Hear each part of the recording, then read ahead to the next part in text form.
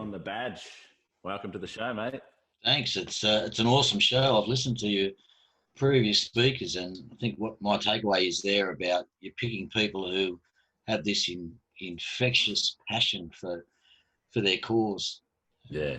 And they're hard people to find, and they're great people to work with, and I'm lucky enough at the moment to have a business partner who shares exact same passion for me in I guess our new venture.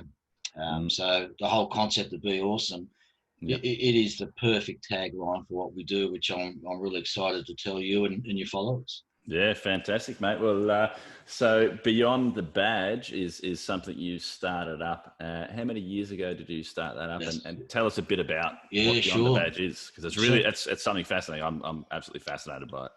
It started from tragedy. Mm-hmm. So my background was I was a policeman in Sydney for 17 years, yep. And for 14 of those years, I was with the Tactical Response Group, which is your SOG. Worked with a really tight group, bunch of people, formed unbelievable relationships, did unbelievable work, found out about some aspects of life, which from a 22-year-old growing up in a fairly protected home, it was a new world. So that was my world. Work with. You talk about Be Awesome. These people are humble. They're excellent craftspeople. They're good buddies. The families connect together, and I now have the opportunity to give back to those people, and not just the tactical people, but the broader first responder community. So how it started was that after I left the police, I worked with a number of companies. Well, I actually tried to, because I didn't fit in. And then I thought the only person I want to work with is me. Yep. And experienced firsthand all the challenges with transitioning away from the first responder community. In some respects, if I had to burn a draftsman or I had to burn a builder, you're going from company to company. Yeah. There are things you've got to adapt to and different characters, but essentially the work is the same. Well, that's a big difference, isn't it? Like, and just quickly to touch on that, because, like you're saying, if you're an architect or a draftsman or a builder, you go from company to company, same thing. It's not a life and death situation every time you're going to work, which is basically what you were doing, right?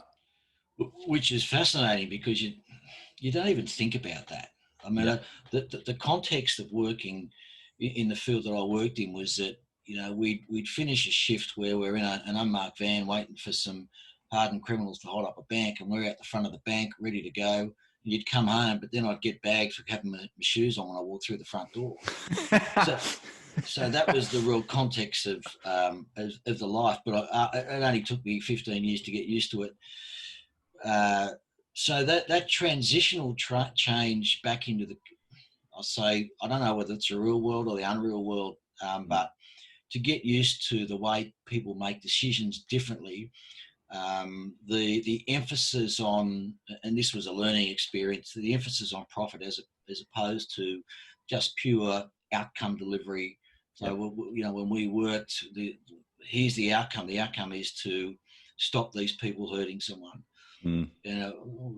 We were always whinging about equipment and whinging about overtime, but for us it wasn't about money. Yeah. And then transitioning into a world where everything's about dollars, every decision's about dollars. Yeah. The mindset that you have in relation to doing the right thing. The right thing is to make sure that equipment is serviced, make sure that you're training people the right way.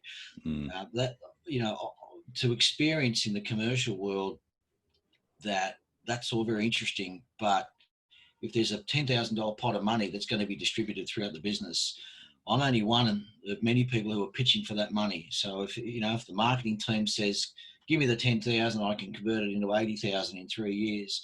And here's someone who's worked in a compliance world and sits here and says, Dan, I need the $10,000 because we need to keep people safe. That's a really hard transitional pitch. Yep. So that transition piece from first responder back to private sector, Yep. found really difficult. The people, really difficult, and it wasn't their fault.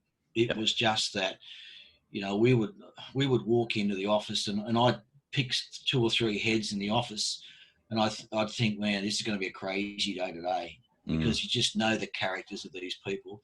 Yeah. And I couldn't have those conversations in the private sector. Yeah. So Beyond the Badge was built because about 3.5 years ago, one of our teammates, I should more correctly say, his name's Colin Young, Youngie. Yep. Youngie took his own life. And it sounds strange to say in the most tragic circumstances, but they really were, in that. So Youngie, for me, he was on part of the team that I was in charge of training up to the Olympic Games, and Youngie was an ex-military guy and humble guy and funny guy, but an unbelievable master craftsman. Yeah. He was good on the tools. He was good at managing crisis. He was just a good bloke, and he left the unit, got into real estate, got out of real estate. He moved down the south coast of New South Wales, really found it hard to find his patch. And because I'd kind of gone through that whole transitional challenge, I was saying to him, mate, what's really important is that you get satisfaction out of what you do. Let's not worry about money.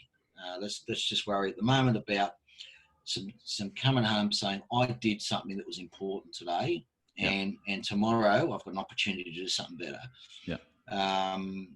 And he just couldn't find it. He couldn't find a connection with the real estate people. He couldn't find a connection with. He actually ended up working in a nursing home.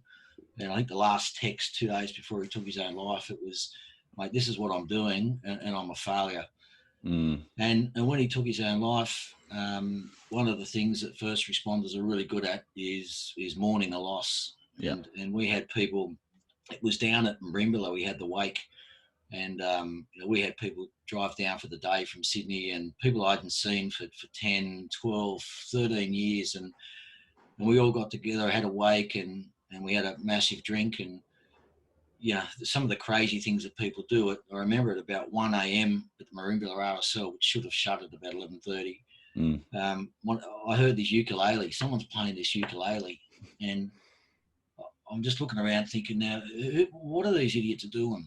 And there was one of our teammates found the ukulele on the wall. He just started singing songs, and here we are singing songs. And we made up this song about Youngie. And I remember texting my son Josh saying, mate, can you set up a Facebook app, and so we can all keep together?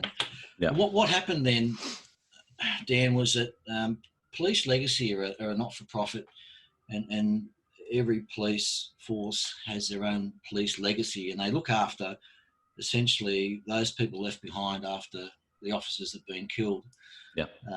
So it's a really sacred group. So I thought, I've got to do something here. I don't know what to do. But I'd been out of the police for about 15 years. I'd had a fair bit of commercial experience. I'd gone through that transition phase. So I went to Police Legacy and said, look, what are we doing here to help police who are injured and have to leave? And they told me their pitch, and it was all very nice. And I said quite bluntly, guys, you're on the wrong path. I said, look, I'm being totally respectful here, but I said, the problem with first responders trying to get a role outside of the first responder community is they can't sell themselves. And it's a tragedy, because they are awesome. I said, we need to be teaching these people, coaching these people, how to sell themselves, how to use some of their stories and convert that into unbelievable competencies, and tell them how to write a resume properly. And then when they get to interview, absolutely blast the interviewer with these passionate stories that are outcome focused.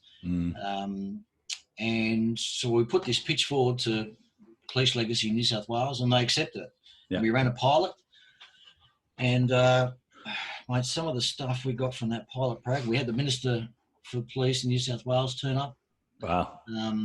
We didn't make any money out of the pilot. We actually spent it all on food and drink because we hired out a 5-star hotel and had the closing ceremony after 5 days. Yep. As I said, we had the police minister there who was in tears. Yep.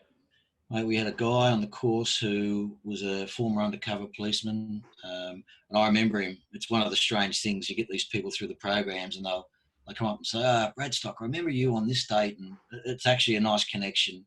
But this guy hadn't been outside for 5 years, like outside. Wow. He'd been in his garage. He went to his backyard. Yeah. But every morning he'd open his curtain, close the curtain. He was absolutely petrified of life, and he gave the closing speech. And, it's amazing. Mate, it was talk about awesome. We've got the video, and he's since gone on and done some voluntary work in the youth suicide space.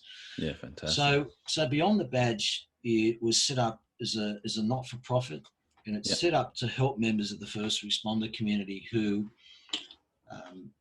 because of a workplace injury, can no longer work. Yep. And the current situation with police pensions and I guess work cover type payments is that they're not looked after to the extent that they can just sit on the lounge. They have to work, and but they find it very difficult. Now, we're talking about people who have managed highly complex, politically sensitive, worked in fast-paced organisations with change happening every second day, are humble, but really have the right to stand on the top of their car and just with a megaphone and tell everyone how good they are, but they don't, because they're not geared that way. Yeah, absolutely. So that's what we do. We take them on at the moment it's a 3-day program. Yeah. We talk to them about why we think they find it difficult getting a job. We have some very blunt stories about the challenges. We take them to different companies. So day one, we go to Brookfield Global Integrated Services. So they're a Canadian facilities management company based in the centre of the city. We're on the 35th floor overlooking the harbour. Yeah, wow. And we've got these people who walk in and they're just looking around thinking, I must be in the wrong place. They've got fruit platters there, they've got muffins there, they've got an iPad machine to make a coffee. Now, this is all sounds strange, but this is foreign to these people because normally you go to a police station and you need a hammer and chisel to get the last granules out of the coffee tin. That's rough and tough. That's just been the culture, and some of these companies that get behind the guys and they say, we get behind you because what you've done for the community. So it takes kind of the first 2 or 3 hours for these people to go, you know what? I think the community actually does value what we used to do. So we get guest speakers in. We get heads of recruitment. So the recruitment boss comes in and says to them, team, we know you've got a whole bunch of skills, but I don't want a 15-page CV that tells me how many murders you solved. It doesn't mean anything. I said, I need a story lined up against the key criteria in the job description, and I need you to sell it. So you've got this unique value proposition. You've got a marketing brochure, which is a CV, but it's got to be in the right language and you've got to be able to sell it. Is that because you're trained in speaking a certain language for so long and having to, when you're doing reports, a level of reporting when you're in the police force to a level of report that I'm doing is miles different. I might do a report that's a page long and then it's got some graphs and some charts and some dollar figures and this and that, where you guys are documenting incidents that have occurred that's either potentially harm someone's life or is going to harm someone's life. So that that cultural difference is huge, right? Yes, and the way police are used to working through interviews, the interview process in the public service is quite black and white. I just remember the last interview I went to for the police. I walked in, I had a piece of A4 with 5 questions, and that was it. If I went for a job with Dan as the marketing manager or Josh, the IT manager, I know the first thing you'd ask me, and it'd be nothing about the job. It'd be, hey, tell me about Simon. Yeah. Now, for first responders, they don't go into interviews where the commander says, "Hey, g'day, Dan. Look, great to have you here. Heard a lot about you, mate. Just take me through. Who's Dan?" They don't say that. They say, "Thanks for coming. Question one." Boom. Yeah. So there's none of this opportunity to sell your worth, tell your story, get a sense check on what the person's like, and there's essentially zero allocation of fit. Yeah.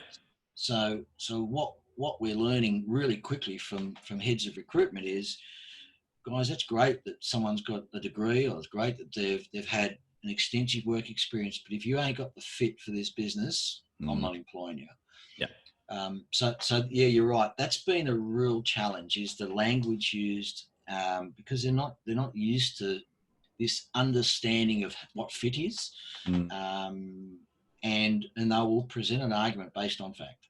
And is there a big emotional? Because I assume that, being first responder, I would assume you're trained to detach a lot from emotion. Whereas in business these days, everyone is, it's all about emotion. What are you feeling? Who are you? Exactly like what you said. Who are you? Tell me about you. And then where do you fit culturally in our business? Where first responder is, I would imagine, is leave your emotions at the door, because once you step through there, it's going to get full on. And that's something that they can use, and we coach them to use to their advantage. We say to them, team, when something goes out of the ordinary at a workplace, they'll be screaming for you. And because you're excellent at managing things that are out of the box. Stressful situations, yeah. Absolute. So, we do say to them that, you're not going to get a phone call from the CEO to say, "Listen, we found a body down the bottom basement, come and sort it out." They'll get these strange requests. And I remember one I got the last business I worked at, and it was, the phone call was like, it was like that. It was like there was a body down the basement. And it was, we got this massive IR problem. And look, I don't really want to talk about it over the phone, but I am anyway. One of the girls in the marketing department's been defaced on Facebook, and she's laid a complaint. And I'm sitting there thinking, okay, what did she do then? Did she pull out a 9mm and shoot it in the roof, or what actually happened? Yeah, that was it. Yeah. And so we tell the stories to these first responders to say, hey, they're big deals, right? But that's what you consider to be a big deal in the corporate world. So take a deep breath, sit back, and just take it for what it is, and that they're going to call on you for that kind of stuff. Does that help you, in a sense, with going back to these CEOs, or trying to go back to some of these people that are working in that corporate environment to help them to look at and make comparisons and be like, these aren't real world problems that we're having actually? Yes, but we say to the teams, for them it is. You've got to accept that it's a real world problem for them. Yeah. And that's hard to do. Yeah. And that's to integrate into that business and culture, I suppose. Yeah.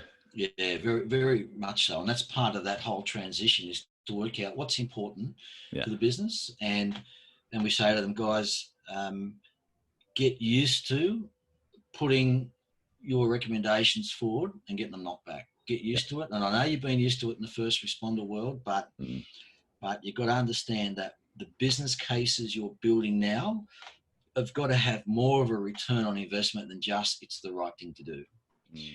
There's got to be an efficiency value to it. There's got to be a bottom line value to it. There's got to be a people value to it. There's got to be some tangible benefit that has a linkage to efficiency, productivity, or money. Yeah. And that's the new language, Dan, for these people. But interestingly, when you talk to them about their stories, they'll talk about a task force that they managed. And we'll break that down and say, all right, well, what are all the things you did? Forget about locking up the person. What are all the things you did? Well, we manage stakeholders. Yeah, okay, good. You project manage, you manage money, you write briefing notes, you consult, you communicate, you advocate. In their particular position, they'll have to deal with some of the political overtures of the particular matter. They'll have to meet absolute timeframes. Yep. So they're doing all the things that you would want someone as a project manager with your team, Dan, to do, but they just don't know how to do it. And they don't know how to flavour it. And understanding, like you said, they'll just get their first responder, bang, and do. They're just trained and they just do and act and accord, and they've got an outcome and they've reached the outcome, go back, file a report, done.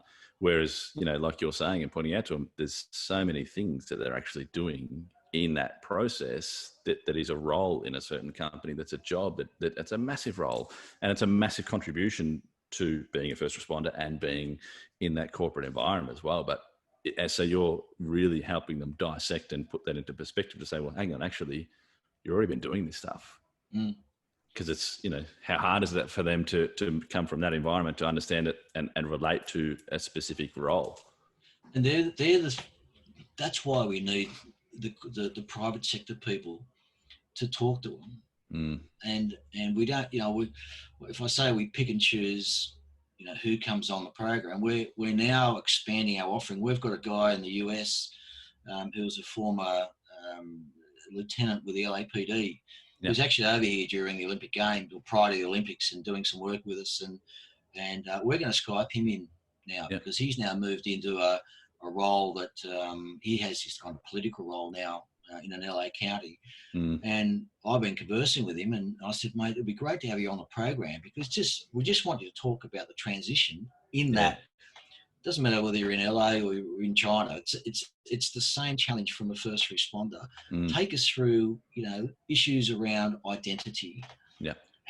We want to understand how you manage that because, for 20 odd years, you've had this identity, you've had this persona, you've had like all these people in the group today, you've had their family, friends. Every time they're at the pub, it'll be, I connect him or her with the policing world or the ambulance world or the fire world. But guess what? Now you're not. So, but you haven't changed. You're still you. Yeah. And you've got so much value. All we're doing is helping you reshape it and sell yourself, but never lose that identity.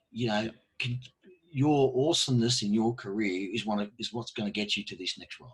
Yeah, absolutely. And I imagine, as part of that, there would be so much, people leaving those roles, leaving the force and leaving that, because that's a strong, for me, it's up there with the army and first responders and police and fireys, that community and that culture that you have to have in that team is massive. Like, you guys are trusting each other with your lives and they're bonds that you form for lifelong. Then leaving that, I would imagine you're feeling a piece of you is getting left behind. And I'm sure you would see a lot of, people that suffer from anxiety and depression on a really serious scale. And to, like you said, to, one of your friends that took his own life, which is horrible. How do you help those? Because I know that you do work with a lot of those people. Like, run us through. Yeah, you've nailed it. You absolutely nailed it. That this whole concept of workplace anxiety, depression, the whole, the model of grief where there's the mourning stage, and initially it doesn't happen. So you leave and there's a sense of relief for many. It's the ones who've been delivered a letter to say, guess what? We've tried everything to get you back. Medically, it's not going to happen. Yeah. Behind the scenes, we know it's a financial decision to get rid of them. Yeah. They're the ones that are in probably the harder basket because they want to stay. But this whole thing about community and identity and connection with those that you've worked with in roles that maximize the use of all your senses. Yeah. So my coping mechanism for that was to not talk to them because I was so embarrassed. Yeah. And I tell the story to our teams and say, here's the 33-year-old that I thought was at the top of my game. Yeah. I had an identity. Outside the policing, I played grade football. I was represented Australia at the World Championships in powerlifting. I had everything going for me. And then, one day I'm walking across George Street with my wife saying, I got nothing. And I was 33. So, and why? Because you're too embarrassed to actually go back and connect with those people. Yeah. But what we say to them is, you've got to reconnect. And the reason being is because you will never find those people in any workplace ever again. Yep. And you're going to be searching for them. You're going to be searching for the Cole Youngs.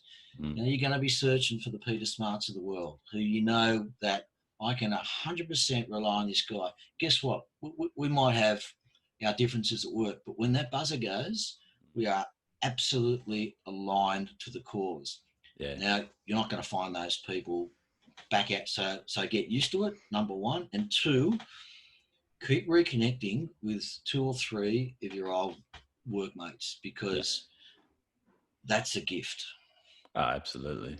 And I said that not just because I read it out of a textbook. I said it because I finally did it probably after 10 years. And it actually makes you feel better. It makes me feel better when I talk to them. Yeah. Which is, Dan, it's such a strange feeling. And I'm not being disrespectful to anyone else I've met outside of the first responder community, but boy, I had a quick catch up with a mate of mine this morning, and it was just like yesterday. We worked together, but it was 15 years ago. Communicating on a different level, though, too. Like, it's someone that's got an intimate knowledge of yourself, and you've got an intimate knowledge of them at such another level that really not a lot of other people can understand. And that's the beauty of working with these people, Dan, is that once they come into the room, in fact, we go back a bit. Once they get a whisper about the program, we do a face-to-face like this with them. Yeah. And we just tell them our story. Yep. This is what happened. This is who I am. I'm not here to ego stroke. Yeah. I'm just here to tell you the blunt life story. I understand where you've been. But guess what? We're gonna take you to a new place, and here's how we're gonna do it. And that's awesome. And if you don't trust me, the salesman, I'm going to give you 3 or 4 or 5 names, and then I'm going to give you a website, beyondthebadge.com.au. Go on that website and you have a look at the people on there, and videos from past officers who were told that they will never work again. Their medical people, Dan, are telling them you will never work again because you've got such a high level of anxiety. Now we've got 2 beautiful ladies who have done some videos with us. They're on our website, and they just talk through the story. And one of these ladies, she didn't say Bill on the program, but on the video, I know what she wanted to say off air. Because she said to us, "What I want to say in this video is cops get shit done." Yeah. And I said, "Yeah, that's good. Let's commercialise that a little bit more." I like it. But she was right. Yeah. And these videos are just beautiful testimonies. We did one, mate. We went up the mountains last week, the Blue Mountains in Sydney. Here's a guy who was a senior homicide squad detective. This guy, you look at him and you shake. And but he wants to work. He can't work because he got hurt in a car crash and hurt in a wrestle. And mate, we've now got him 2 interviews as a mental health first aider, and he's crying on the video. That's beautiful. And I'm sitting back saying, okay, so what role have we played? We've played a role where we can say through our life journey, Sean Harron, who's my business partner and a former WA policeman, we understand the challenges, but all we're going to do is connect you with good people, right? And then you've got to put your hand up, but we're going to connect you with good people. Yeah. And there is a next step. Yeah. And there absolutely is a next step. Yeah. So it's, part of that is change and growth as you as a person, and getting your mind to a completely different state of mind from where you have been to a highly volatile, highly stressful work environment where you've got some amazing, absolutely awesome connections with your teammates, which is going to be bloody hard to try and do in another environment to an environment that is very low stress, or the types of, sorry, I shouldn't say low, the types of stresses are so different. The team environments are so different. So it's changing that state of mind. And I think you guys do an amazing job with doing that, and, you know, dealing with those people with anxiety and depression. Like, you know, I'm not sure if you've been through it. A lot of people in their life, I've had some, you know, a lot of people have done. How do you work with those people to come around that? If you've had, you know, some anxiety and depression, what are the things you do? Because some people just don't want to get out of bed. Some people, like you said, the other guy, he didn't want to open the bedroom window. Open the curtains. What do you, you know, I'm fascinated to know, like, how do you coach those people out of those situations? One of the interesting things about these groups is that when they come together, for many of them, it's the first time they've been in a formal setting for a long time. Yeah. So they've typically gone through the process where they've been told they have to leave, and then there's the kind of the waiting period. They then officially get an email, Dan, and it says, guess what, Dan, your last day of service is the 22nd of November. Yeah. The anxiety then hits in. And then 23rd of November comes through, and no longer do they have the title, and they don't want to move. They don't want to go to the shopping centre. They don't want to go pick up. God, I was standing behind a totem pole with our youngest daughter at her primary school, hoping, wearing sunglasses and a cap, hoping no one would come up and see me because I was that embarrassed. And so that's where they're at. But what we find after they reconnect in this group, and one of the first things we say to them is, team, this ain't a police course. It's not a fireys course. It's not an ambas course. This is a people program. Yeah. And we know that for many of you, you're seeing counsellors, you're seeing psychologists, you're seeing doctors, you're taking medication. Team, we're not about that today. We're about stepping outside the circle, and it's only half a step to take a positive next step. So all these people are in the room. They have that same anxiety to different levels, and we don't want to know what they're going through in terms of their medication or their doctors. And if they want to tell us, good on them, but I don't want to know. We don't ask. What we do want to know is their willingness to take that half a step outside the circle, because they're still going to get treatment. And for that's where we feel the power that they reconnect. And we have a quiet drink at the end of the program, and please never have quiet drinks. But I was going to say, I know you all too well to know that there's no such thing as a quiet drink with Simon Bradstock. Well, you know, I was just thinking about some things today as examples to your audience about the power of these people. You know, I had an inspector that lives 5 minutes away from me who I kind of knew, but after a couple of drinks, he come up, hugged me and cried. And he actually works now on a construction site and manages a construction team. And he said, mate, I'm a failure. And I said, mate, you've just come on this program for 3 days. You already got two job interviews, which he did. He said, mate, I couldn't even hang myself correctly. And I'm sitting there thinking, I've been out of this too long, because my thinking about some of their problems, that really hit me to say, hey, I know we're fighting for funding. We're competing against recruiters who run similar programs to try and get people into the workforce. But we will always pitch that unless you've got trust, if you're not a trusted partner, if you can't share a similar life value, if you can't show a model of success, if you can't sit there in the program and say, and guess what, the best is yet to come, then we're no better than, and I'm not putting down any recruiter, I'm simply saying that for first responders, they are very suspicious. Suspicious about why am I sitting here on this program? So it's the power of them being together Yeah. We've had people who've been together that where one has been a senior officer and he's laid a complaint against the other.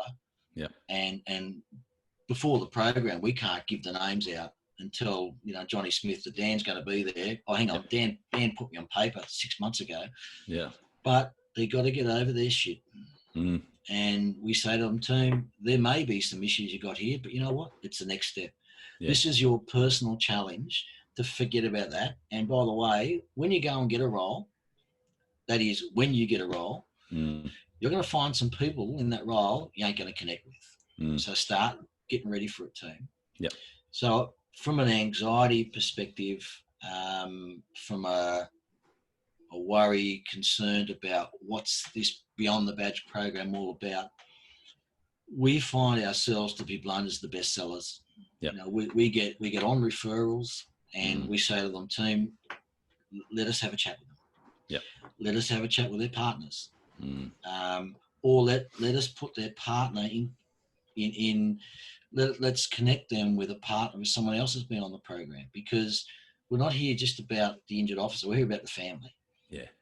And we want the partner to feel better. We want, we've got this fantastic guy. He cried when we videoed him because he said, you know what, I can tell my son when my son says, oh, Dad, are you staying home again? He says, no, I'm at work today and I can't take you to soccer, but I'll pick you up from soccer. And mate, he tells his story and I'm sitting there thinking 99% of the community wouldn't get it, but we get it. And for us, that was a bit of a litmus test about that whole identity thing. He was after 3 days and 4 job interviews. He picked his role and he's now able to say, I'm happy with what I do. You know what I did in the past? That was terrific. That shaped me. And I ain't going to get rid of that. I like the disciplines of life. Okay, I'm going to be suspicious about people for the rest of my life. Yeah. When I go to a restaurant, I know even my wife and my kids right now, they'll say, Dad, you can sit here. And they know I'm sitting where I can see people. Let's accept that. That's just how we're shaped. But let's try and use that as some type of advantage in this next role. Yeah. So getting the people together, for some reason, that breaks down this whole world of anxiety. Sharing the stories and understanding that people have been through all the same stuff that they've been through or similar. Because often people get stuck in that mindset that this has only happened to me. Joe over there, he's strong as nails. He's fine. I'm a bit, is it a thing where they think they're a bit weak or they're not good enough or they haven't done something good enough? But then when they hear it from a whole group of people, from leaders such as yourself, they think, shit, hang on. Maybe everyone goes through this. It's a similar concept as, when I left the police, I did the whole psychologist piece and I was lucky I had a really good one. Yep. And he put me in contact with some people.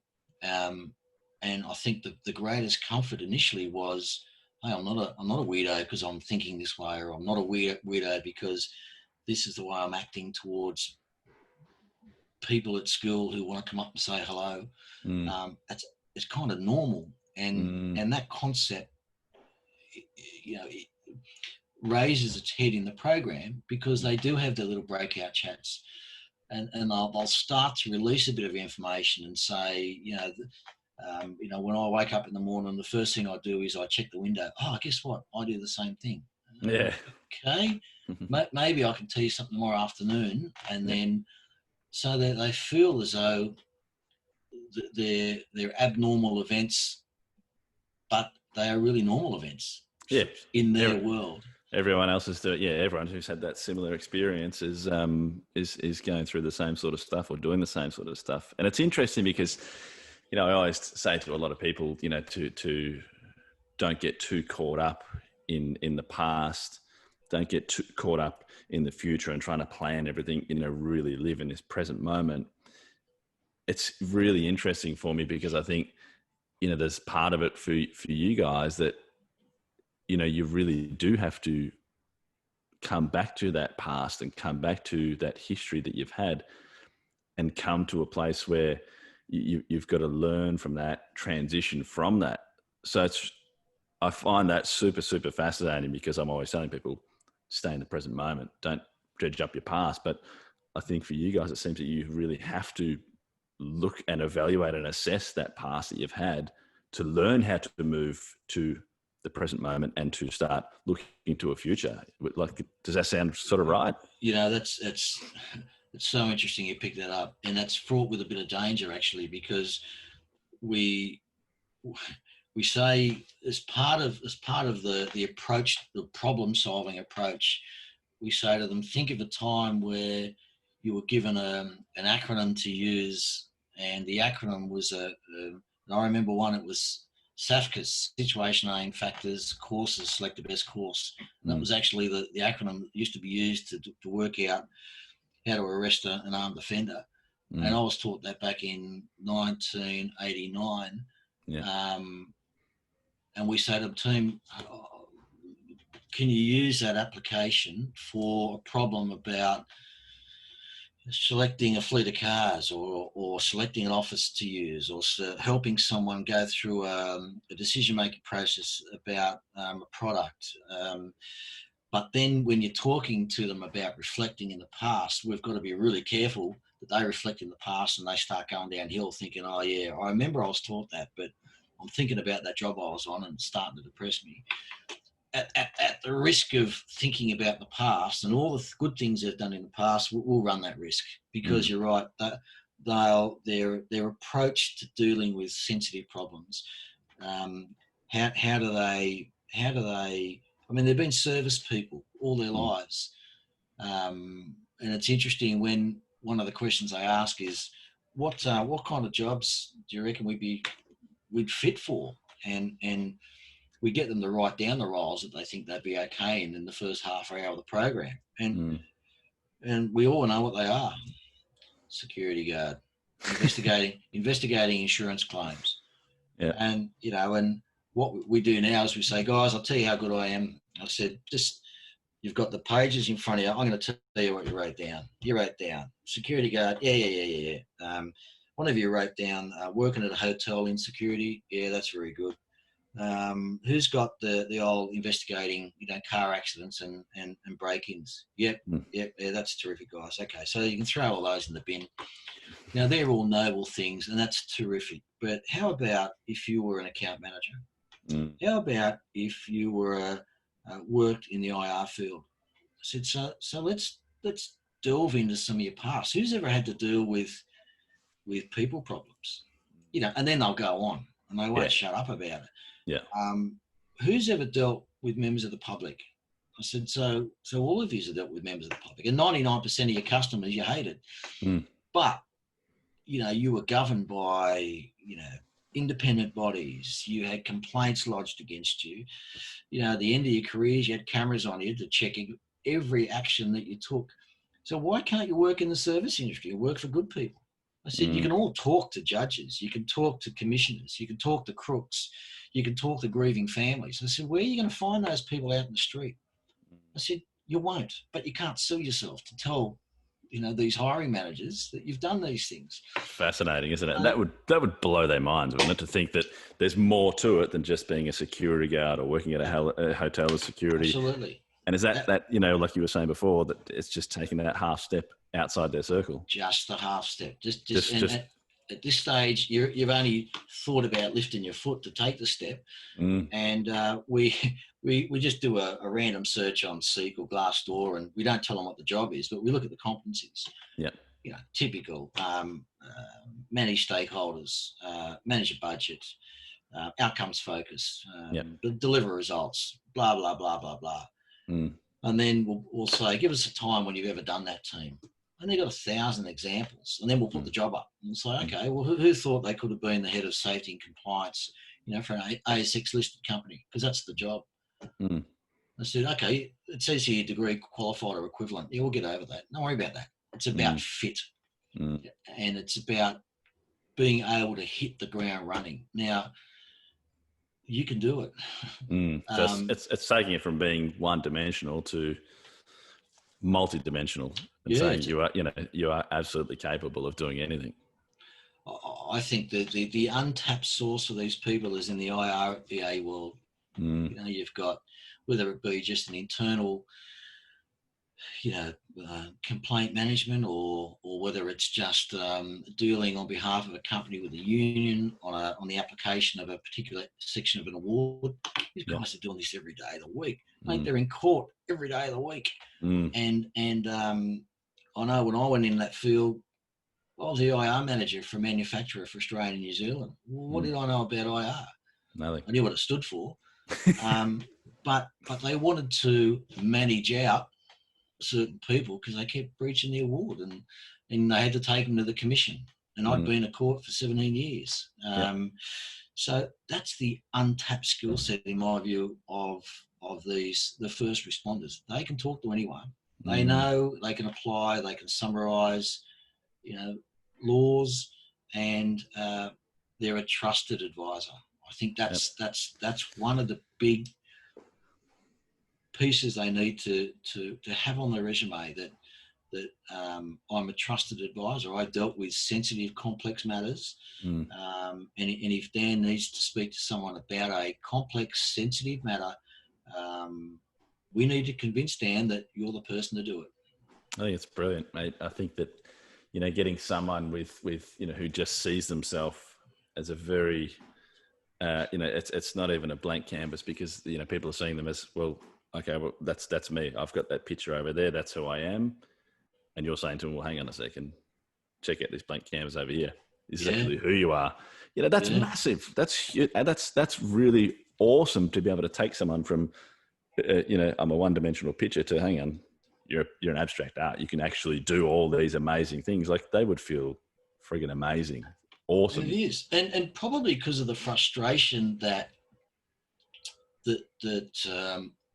I've learned over the last 15 years, that, and I'm hearing from people who they're heads of departments, and I love learning and listening to them, and they keep saying the same thing.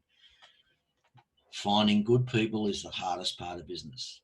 100%. And that's why we get the Dans of the world in on the program, which you're going to be invited, by the way, the next program, to talk about fit and people. Yep. And without having a script, we get the CEO sitting there saying, team, look at everyone out on this floor. I said, our business means nothing unless we've got good people, and they're hard to find. So that pumps these guys and girls up again to say, well, let's think about resilience. Yep. Now, if someone defaces them on Facebook, it ain't going to worry them. Yep. If someone walks past and doesn't invite them to the coffee and cake meeting at 8 a.m. Next Tuesday morning, they're not going to go and cry and go and see a doctor. Yep. They have work ethic. Yep. These are all the things that they have got to get across to the employer. So, and they don't understand that how important the people, person, fit, value component of an individual is recognised by an employer. And once they get across that, then they're better pitched to look at alternative roles. We've got a guy who's an account manager for a company, and he was actually in my class in the academy in 1987, and we kind of text each other quite often. And he says, mate, all I do here is have coffee and solve problems.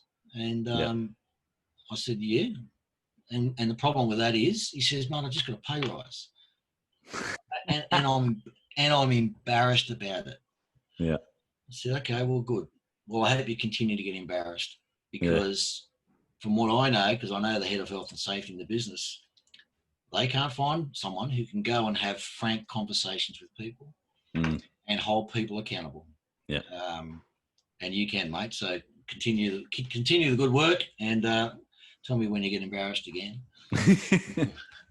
That's pretty awesome. Yeah, might have to start getting embarrassed so get some pay rises. Hit markup. What about mentors along the years? Yeah. How many amazing and awesome mentors have you had? And give us a bit of a brief about that.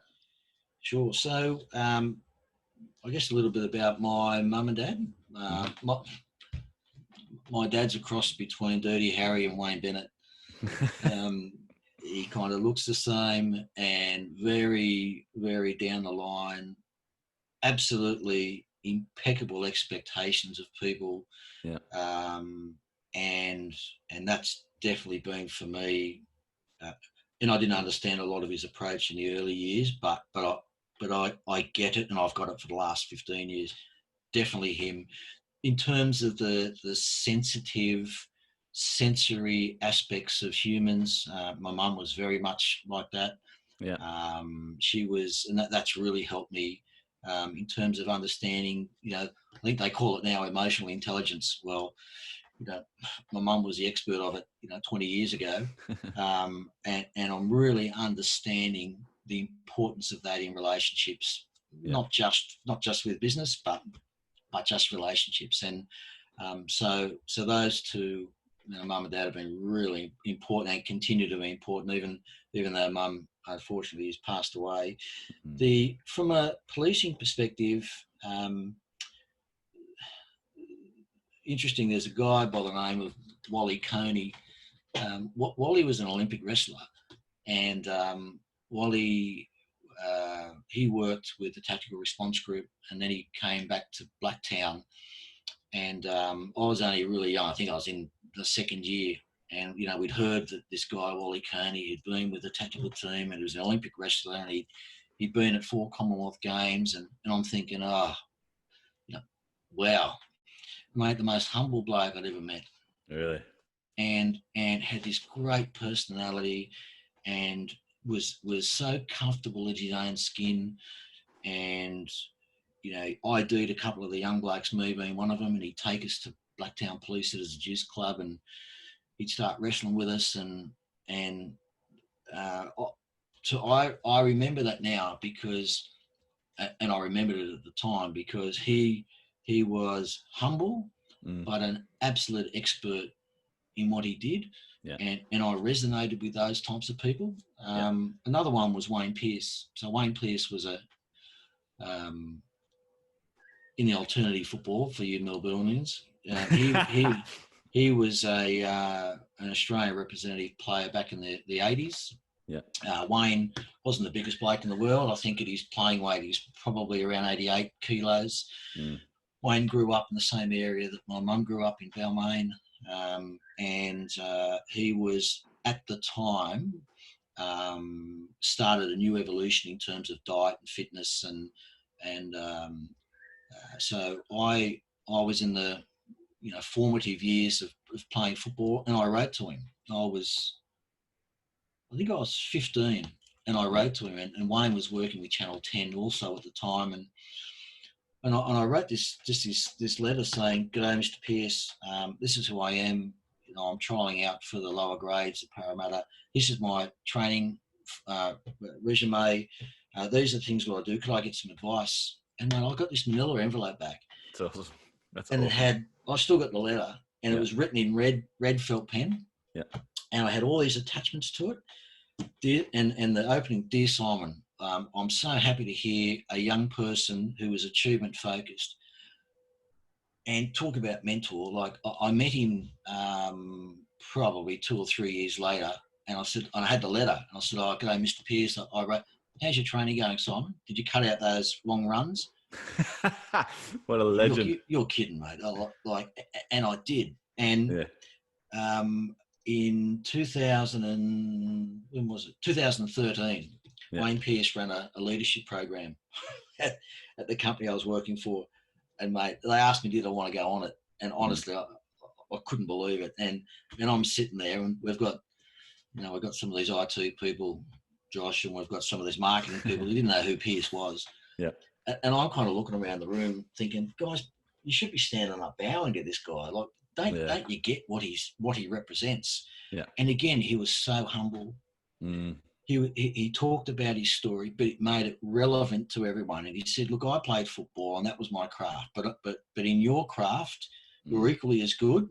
It's just that mine was a little bit high profile. But even if it wasn't, I love what I did." And he's turned his footballing experiences into this beautiful leadership program that talks about trust. And he opens up with that statement, "Hey, I've heard everything about leadership. I've heard all the one-liners," he says, "but If you haven't got trust between workers and supervisors and leaders, forget it. Get up and leave.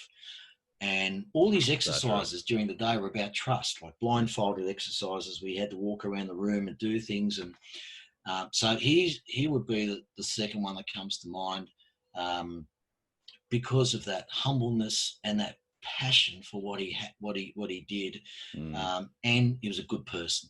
That's really important. And that trust is a massive one too. Like I think he's absolutely spot on with that. It's if you don't have trust within your team, no matter what industry you're working in, then forget about it. It's not going to work.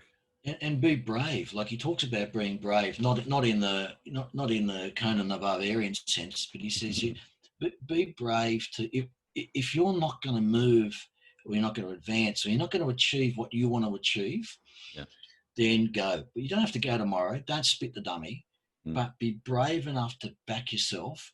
But find businesses where the people you report to are like you. They've got the traits that will make you succeed.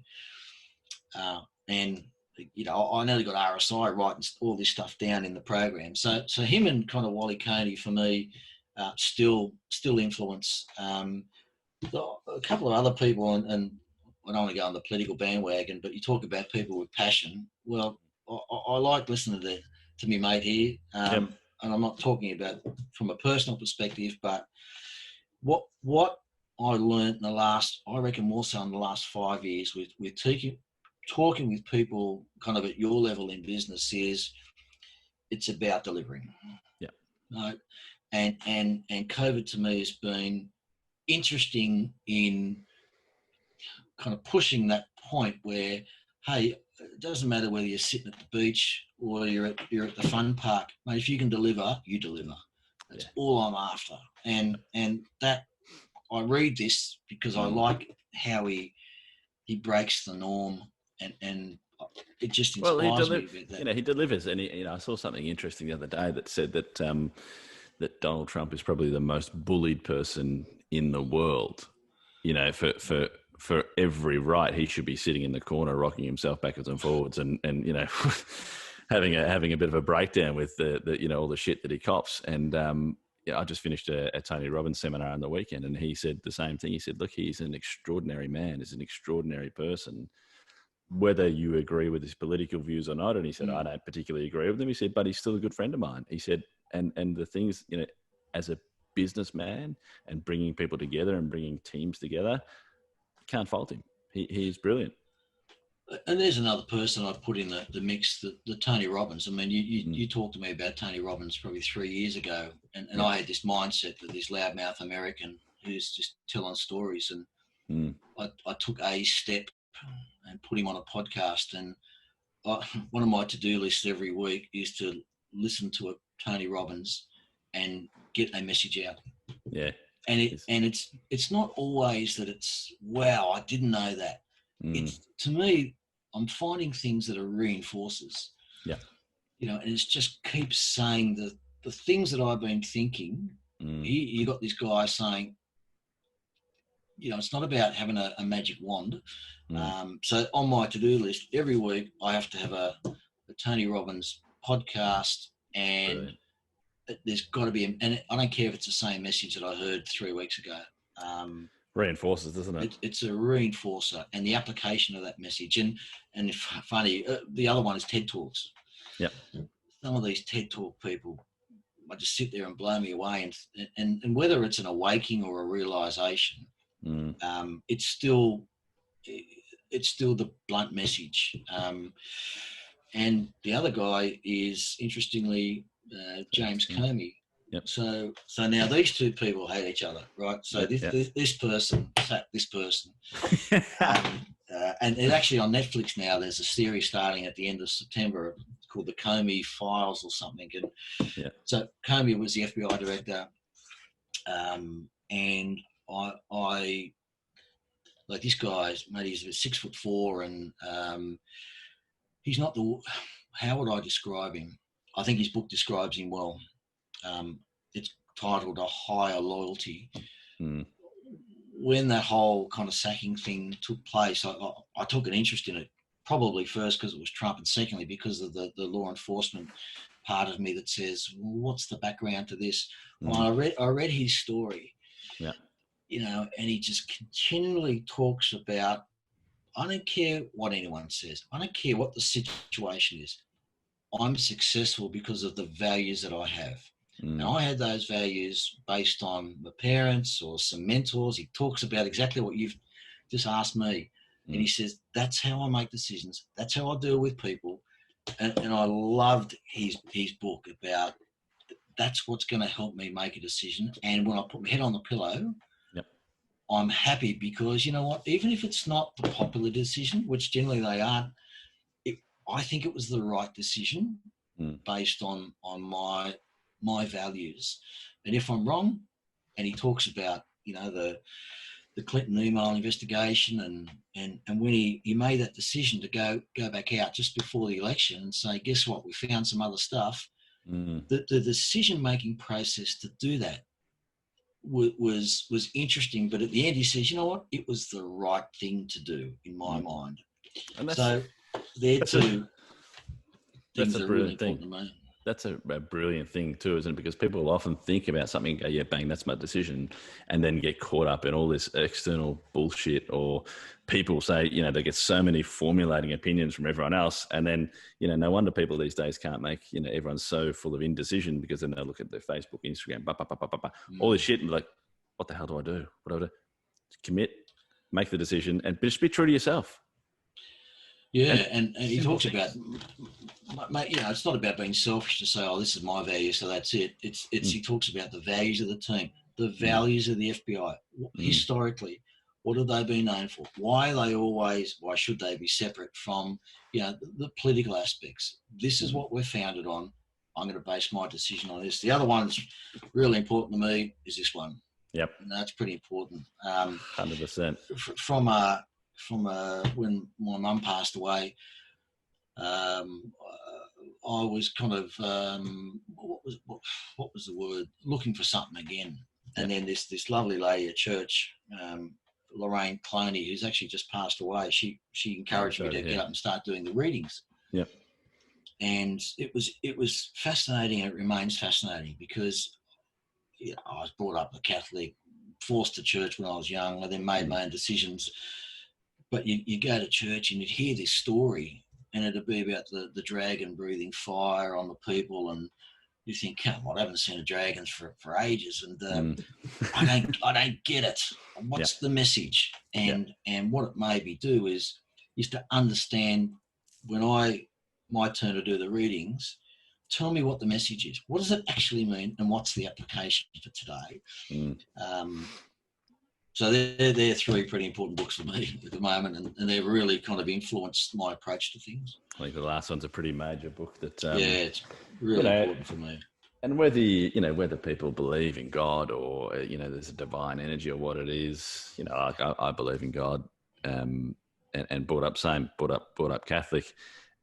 There's an energy out there. There's an energy, and it's within all of us. We've all got those tools and that gift and that energy within each one of us to create the most awesome life that we can. Yeah, absolutely. And I think you talk about transition and influences, and sometimes you just need someone sitting on the sideline to be that constant voice about here are the important things in life. Now you're looking for new business. I go to Bunnings to try and work out how to change a plug, and I look on YouTube, and I've really focused about doing all this stuff. But I've got someone on the sideline saying, hey, here's the rule. Don't forget these really. And that's been my wife. Yeah. She's consistently from 21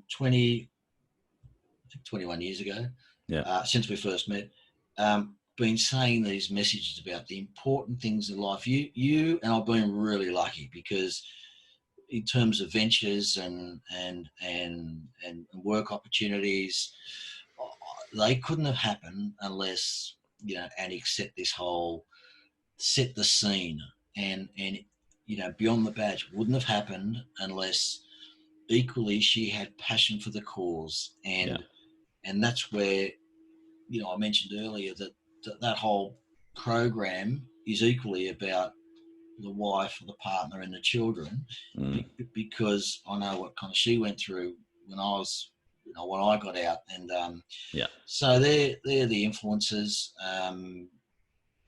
What are the next steps? The next steps is we're working really hard on this funding model. It's okay. Funding's a challenge, and it's a challenge in the COVID environment. But we've got some really good people behind us. We've got a brand. We've got success stories. And we want to make Beyond the Badges the go-to place for first responders in Australia who need some support. Now, if that support means ring Dan and talk to Dan about how meditation could help, or whether it's ring Freddie Smith about what are the traits of a leader within the logistics industry. We just want Beyond the Badge to be that go-to place to support the first responder community. And we've got the infrastructure in terms of the people. And we're going to be more awesome every day. Absolutely. You guys are already awesome and doing a bloody awesome job. Thanks, mate. And it's been really, really amazing and enlightening to hear that whole story. Because I mean, we've obviously spoken about it before, but probably not at this length. And to see, your dedication to it, your insight, knowledge into it, and the power that you have to be able to work with people to bring them through a really closed environment to another environment where the whole world is open up for them, I think it's a really honorable thing that you're doing, and I really think you should be commended for what you're doing. It's amazing. Yeah, well, there's a big market. There's plenty of opportunity, and even with COVID, the last program we ran, we said, team, COVID's fantastic for you guys and girls. Why? Because you're adaptable. Yeah, you can work in a changing environment. You're multi-skilled. So let's leverage that for this environment, because employers want people who can do many things. I can hit the ground running right now, and you're it. Yep, absolutely, mate. I won't take more of your time because I've already taken over an hour. One last very quick question for you: what is your favourite pasta? Your daughter makes his pasta, but she doesn't tell me what the sauce is. Now, very clever. When she did this was, I think, last week she made it here. She then brought up a photo. Yeah. I think the photo was at your mum and dad's place, where it was like a tomato factory. Yeah. And actually, to me, it looked like a crime scene because there's tomatoes and blood everywhere. And I said to her, what is this? And it was nearly like a festival of pasta and pasta sauce. Yep. So she uses this thing called, is it angel pasta? The really thin. Yeah. She used that, and then she put this sauce that she won't tell me what it is, and then she put this cheese on it, and just sat back in a humble way. And then I said, okay, I know who made this. Actually made this. And it's a once a week thing. Otherwise, you can sleep outside. So your favourite pasta from my daughter? Beautiful. Mate, honestly, it is great. Well, Simon Bradstock, Beyond the Badge, you're an absolute bloody legend. You are awesome. Thanks for being on the show.